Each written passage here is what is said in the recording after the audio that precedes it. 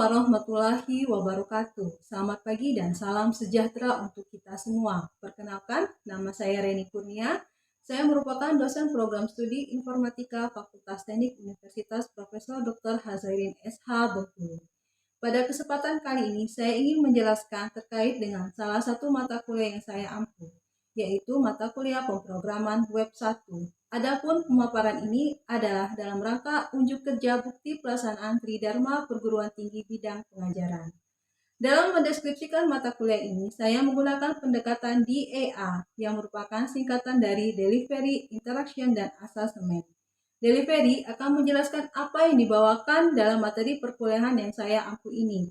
Interaksi akan menjelaskan bagaimana saya menjalin interaksi dalam proses belajar mengajar kepada peserta didik dalam mata kuliah ini. Dan asesmen akan menjelaskan bagaimana saya mengukur penilaian kinerja mahasiswa secara objektif. Sebelum saya ke bagian di EA, izinkan saya terlebih dahulu menjelaskan sebenarnya apa itu mata kuliah pemrograman Web 1. Mata kuliah ini hadir untuk membekali lulusan informatika dalam pembuatan website. Proses yang dilakukan adalah membuat program dengan serangkaian penulisan kode program dan menguji hasil penulisan kode dengan HTML dan CSS. Hasil akhir yang harus dicapai oleh mahasiswa adalah kemampuan membuat website yang dinamis. Pemrograman web merupakan mata kuliah dengan materi pembelajaran langsung menggunakan perangkat komputer untuk membuat program dengan bahasa pemrograman PHP dan beberapa tool lain yang dikombinasikan dengan PHP seperti JavaScript dan HTML. Apa saja yang saya sampaikan kemudian menjadi aspek delivery. Sebelum saya jelaskan apa yang saya deliver atau saya bawakan pada mata kuliah ini, tentu saja saya beserta tim pengajar membawakan setiap sesi pertemuan berbasis kepada capaian pembelajaran lulusan yang diharapkan oleh program studi informatika. Dari capaian pembelajaran lulusan kemudian akan diturunkan menjadi capaian pembelajaran mata kuliah yang disebut juga dengan CPMK. Hal ini penting mengingat mata kuliah ini harus bisa sejalan untuk mendukung lulusan yang diharapkan sesuai dengan apa yang ditulis dalam capaian pembelajaran lulusan.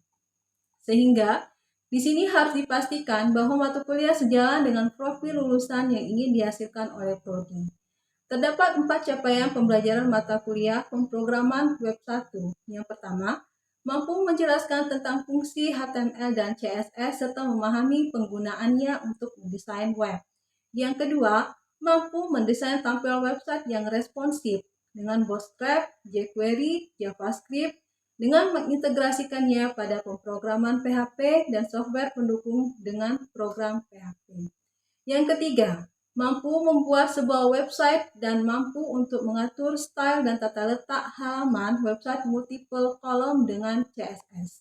Yang keempat, mampu membuat website yang dinamis dengan akses ke baris data MySQL melalui operasi CRUD yang diintegrasikan dengan Bootstrap, jQuery, dan JavaScript, dengan mengintegrasikan pada pemrograman PHP dan software pendukung dalam program PHP.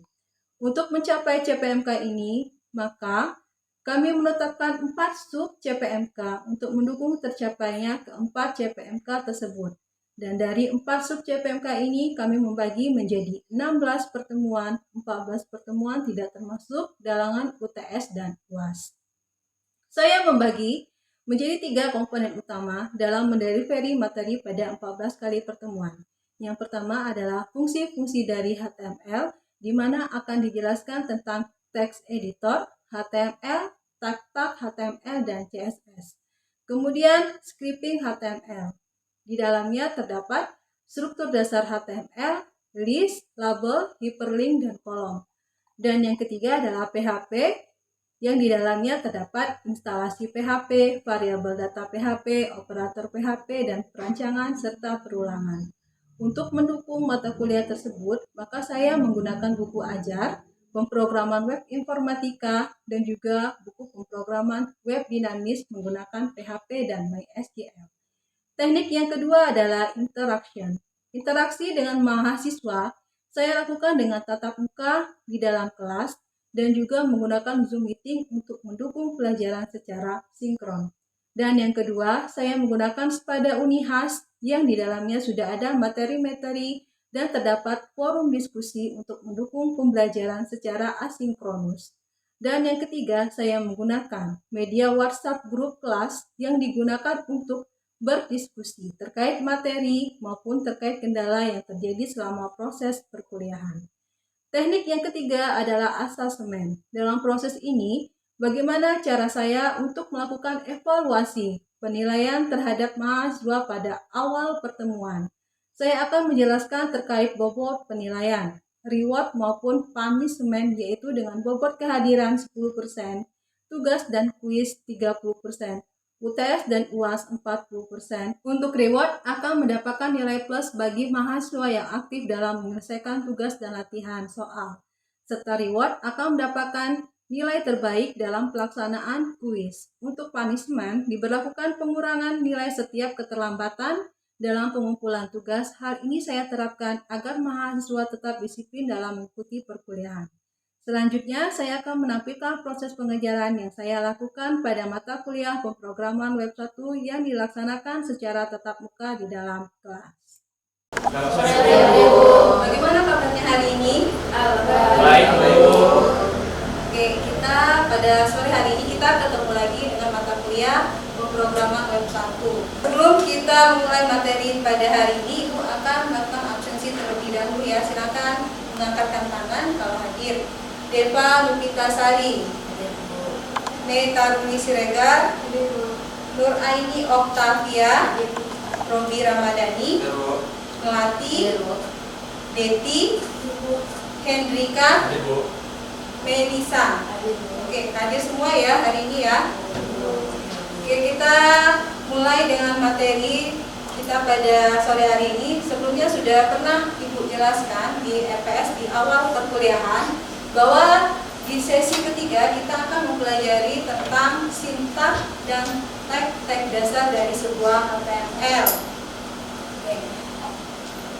Ada yang tahu apa itu singkatan dari HTML? Silakan Bu Aini. Hypertext Markup Language. Oke. Berarti HTML itu singkatan dari Hypertext Markup Language. Markup Language. HTML jadi itu merupakan suatu bahasa pemrograman yang bisa kita gunakan dalam membuat sebuah website. Kalau begitu, ada yang tahu tidak apa sebenarnya HTML itu sendiri? Si Hendrika boleh silakan. HTML adalah bahasa markup standar untuk dokumen yang dirancang untuk ditampilkan di perangkat internet. Oke, sudah betul ya jawaban dari teman kalian. Jawaban dari itu sudah betul dan jawaban dari Hendrika sudah betul. Kita masuk ke materinya. Kalau tadi HTML sudah dijelaskan sama si Hendrika dan singkatannya sudah dijelaskan sama si Nur ini di depan, itu sudah ada yang dinamakan dengan markup language, ada yang dinamakan dengan markup. Markup itu sendiri artinya adalah informasi tambahan yang ditempatkan pada teks untuk menjelaskan bagaimana teks tersebut diinterpretasi. Oke ya, itu yang pengertian dari markup yang pertama. Jadi bahasa dari markup yang pertama. Kemudian markup itu juga bisa ditambahkan bukan untuk tampilan, tetapi untuk memberikan struktur interpretasi atau pemberian arti. Itu pengertian dari markup yang kedua. Yang ketiga itu ada yang disebut dengan si ini tadi ya, HTML itu adalah Hypertext Markup Language. Dia merupakan subset dari SGML. Nah, SGML itu sendiri apa ya kira-kira? SGML itu adalah Standard Generalized Markup Language. Kemudian ini adalah contoh dari SGML. Itu yang pertama ada yang dinamakan dengan XML. Nah, kalau XML itu merupakan Extensible Markup Language.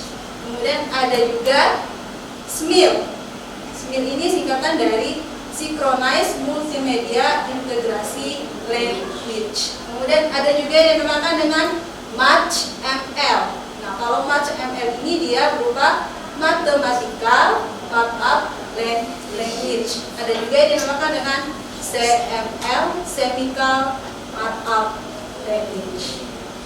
Kalau dari istilah markup language sendiri sudah dipaparkan di sini, kemudian kita akan masuk ke tentang HTML.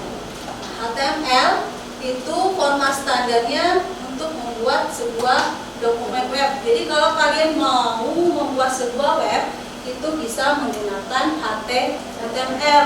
Kemudian HTML itu sendiri ada beberapa versi, ya, dia selalu update setiap tahunnya. Kemudian mempunyai spesifikasi HTML standar itu adalah HTTP www.tr HTML 1.4. Kemudian HTML juga merupakan bahasa pertanda menggunakan rangkaian teks tertentu. Teks tertentu itu dinamakan dengan tag. Ya, teks tertentu itu adalah sebuah tag. Kemudian untuk menandai teks itu yang mempunyai interpretasi khusus. File HTML itu berupa file teks atau plain text file, bukan binary file. Oke. Nah, sekarang kalau sudah saya jelaskan tentang HTML, ada yang tahu tidak format dari HTML itu sendiri apa? Struktur dari HTML itu sendiri apa? Yang silakan. Dalam HTML itu terdapat beberapa struktur. Yang pertama itu kan ada HTML, kemudian head, dan kemudian itu ada title-nya untuk judul dokumen, kemudian ada body untuk isi dokumen tersendiri, dan ditutup juga dengan HTML. Oke. Gimana yang lain, setuju? Setuju ya? Oke. Jadi HTML itu ada strukturnya. Ada yang dinamakan dengan yang bagian pertama itu adalah sebuah HTML, ya. Kemudian setelah HTML itu ada yang dinamakan dengan head. Head itu kepala. Kalau bahasa Indonesianya kepala, kalau dalam bahasa Inggrisnya itu dia head. Kalau dia punya kepala, pasti dia punya badan, ya kan? Kemudian ada yang dinamakan dengan body-nya. Yang paling bawah itu tadi apa namanya? Yang paling bawah sekali, bagian dari struktur HTML.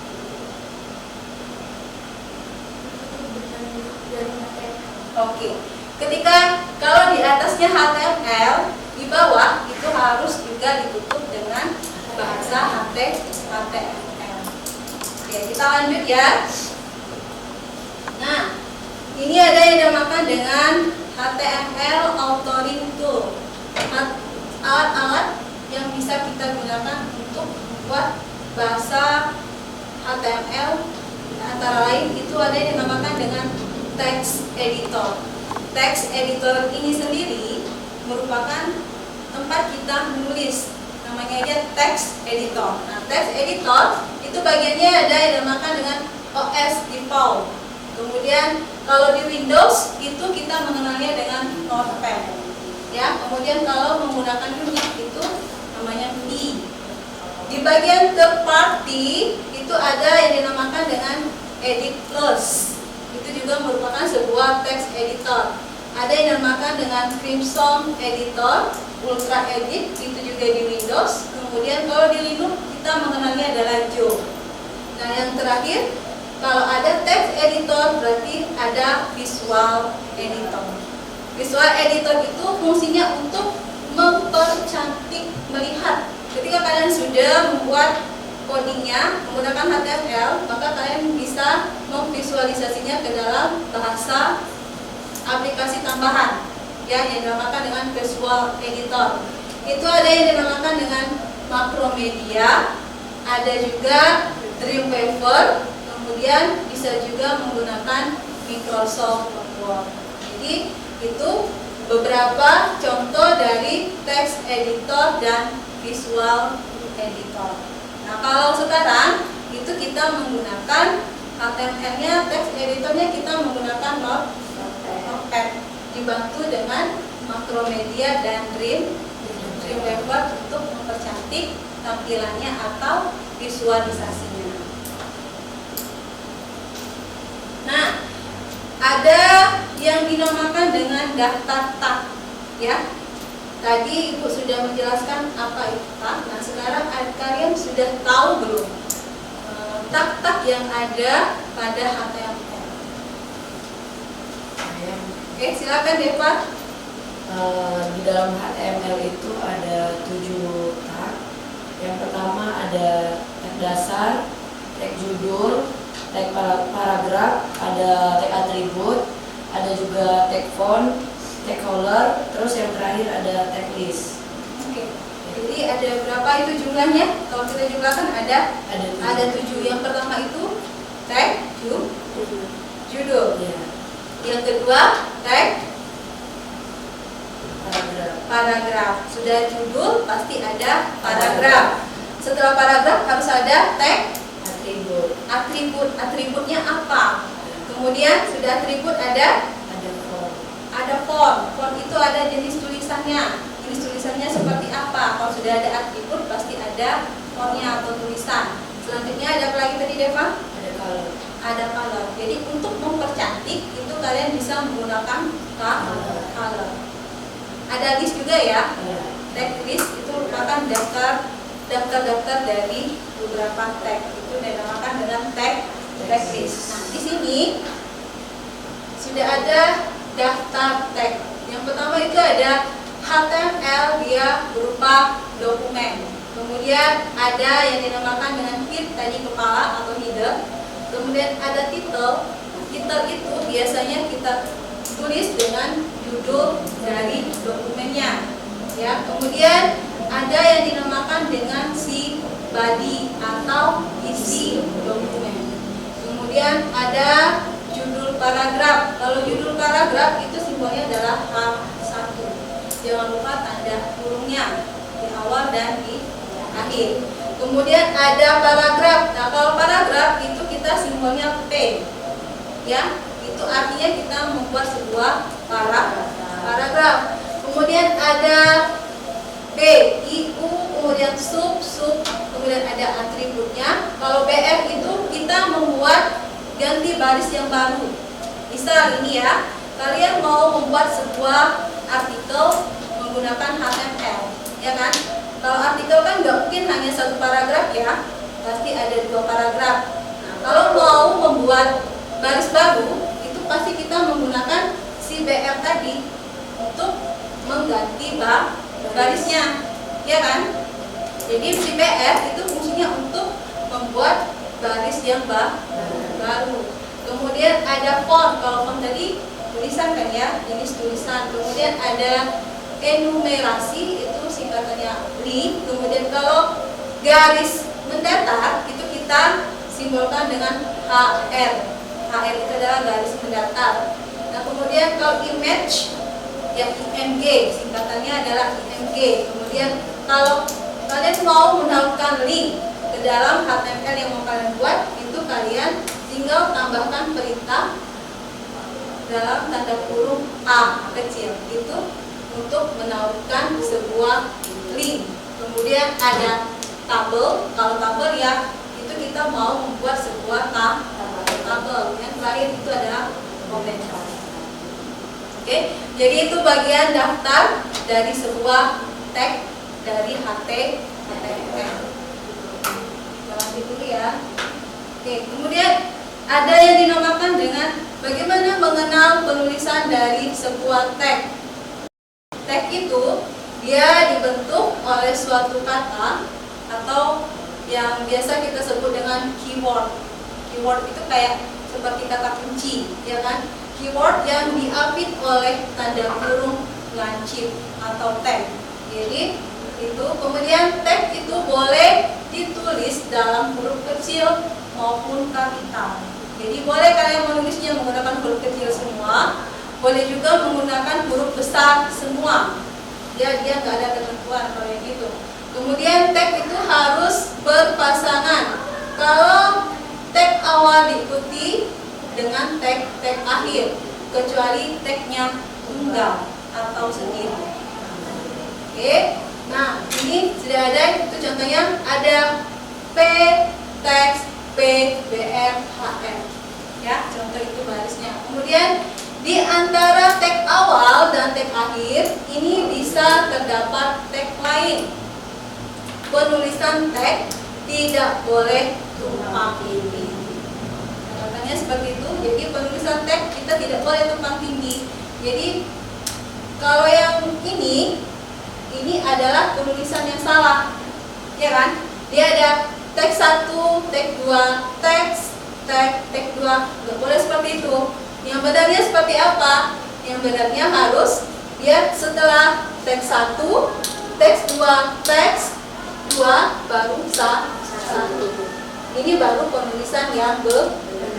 Jadi perhatikan dalam menulis sebuah tag, ya, jangan sampai salah. Oke. Nah, ini tadi yang sudah disebutkan sama si Neng. Struktur dari skema dasar sebuah HTML. Jadi HTML itu strukturnya itu terdiri dari HTML, kemudian ada head, ada title, judul dokumen, kemudian ada head lagi, body, isi dokumen body, dan diakhiri juga dengan HTML. Jadi kalau HTML ini nggak kalian tambah, dia nggak error, dia nggak jalan. Yang karena save as tadi menggunakan markup. Jadi kalau di awal ada HTML, pastikan penutupnya dengan HTML.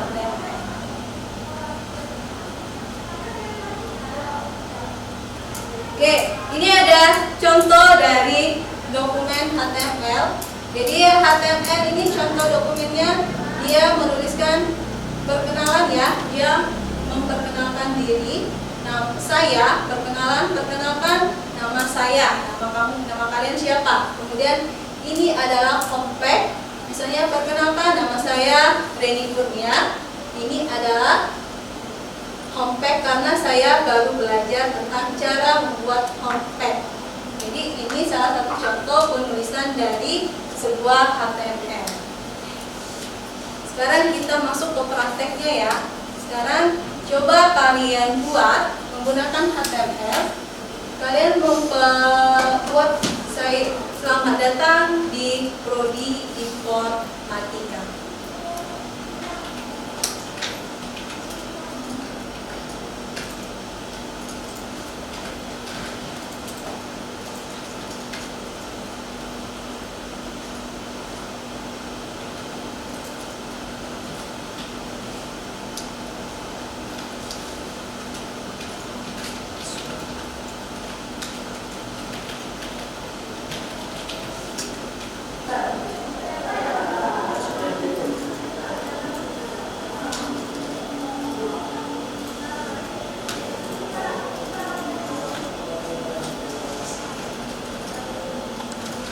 Nggak bisa ya semuanya, masih ada itu contoh dari penulisan dari sebuah dokumen HTML. Lihat kalian udah bisa semua untuk membuat sebuah ucapan selamat datang di Prodi Informatika. Oke, jadi kalau kalian mau mengganti warna, kalian mau membuat ukuran font yang lebih besar, itu bisa kalian atur dan setting, ya kan? Kemudian kita masuk ke mengenal penulisan dari HTML. Jadi untuk bagaimana kita mengenal penulisan dari sebuah HTML, itu yang pertama kita bisa menggunakan browser HTML. Jadi ketika kalian sudah membuat HTML-nya menggunakan si Notepad, itu kalian harus save as dengan format HTML. Ya, kalau kalian save as dengan format txt, maka ketika kita buka browser, dia dibuka di browser di Mozilla atau di Google Chrome, dia tidak akan terbuka karena formatnya berbeda. Supaya dia bisa terbuka, itu kalian harus menyimpan formatnya dalam bentuk HTML, ya. Nah, kemudian ada browser HTML, katanya menginterpretasikan carriage, return, enter, dan indentasi tab sebagai sebuah space. Kemudian ada beberapa karakter khusus yang dapat dipresentasikan dengan kode tertentu. Ada beberapa karakter. Kalau spasi itu kita bisa menggunakan dan ya, dan NBSP titik 2 itu untuk spasi. Kemudian ada tanda kurung, kemudian ada huruf dan tanda kutip. Kalau tanda kutip itu kita menggunakan istilah quote, ya, quote untuk tanda ketik. Nah, untuk tag dasar, tadi kan ada beberapa tag yang harus dalam bagi sebuah HTML. Yang pertama itu ada yang dinamakan dengan tag dasar. Nah, tag dasar itu HTML menandai awal dan akhir dokumen HTML. Jadi kalau di awal ada HTML, di akhir juga menggunakan HTML. Kemudian yang kedua ada head. Head ini menandai bagian dari header dokumen HTML. Jadi kalau ada head, dia juga harus ada head di bawahnya. Ya, head. Title. Title itu memberi judul pada dokumen HTML. Kemudian body itu menandai awal dan akhir dari sebuah isi dokumen. Jadi itu ada beberapa teks dasar. Nah, ini kalau untuk color, ini kita bisa menggunakan simbol yang ini ya. Color itu harus menggunakan BG color. Kemudian ada simbol-simbol untuk warna. Itu yang kalian ketik di si notepad biar dia muncul warnanya biru, biar dia muncul warnanya merah. Jadi settingannya ada di BG color. Nah, kalau background itu kalian bisa menggunakan file gambar.